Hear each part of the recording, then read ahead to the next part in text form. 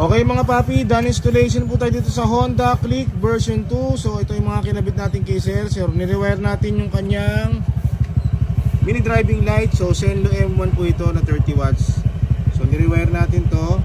Ipakita ko na rin sa inyo yung ilaw nyan. Senlo M1 to nakakabit kay sir. So yan po yung low beam, tapos high beam. So ganito siya, Senlo M1, low beam, high beam. So Senlo M1 30 watts, nirewire natin.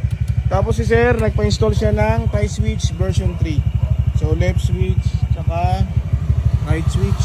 Bali may ilaw yan, kulay puti.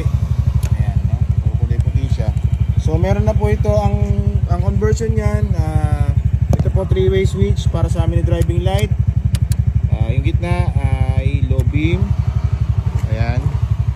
Tapos yung dulo, high beam. Tapos ito passing sa tie switch. Yan. So passing, low beam, passing, high beam, passing.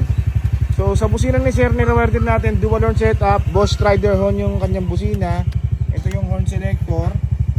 So pag naka-off yan, pag bumusina siya, yung stock horn. Tapos may rapid na rin. Then pag sinwitch, Bosch Strider horn. Ayan, din rapid. Okay. And then may hazard na po ito. Hazard, ayan. Harap likod. And then nagpadagdag din si sir. Nagkabit tayo ng dual contact COB underglow. So napili niyang kulay ay pink. So yan po, gagana yan. Ito, pakita ko muna sa inyo.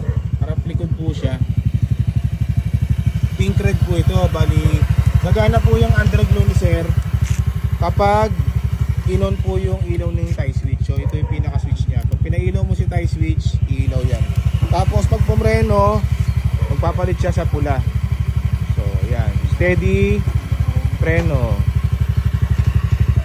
So, bali pink tapos red. So yan yung concept niya.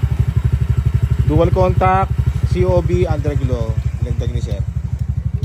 Okay mga paps, so kung nagustuhan nyo yung ganitong mga setup natin, mag-message lang po sila sa page o pumunta dito sa Scooteristas online shop.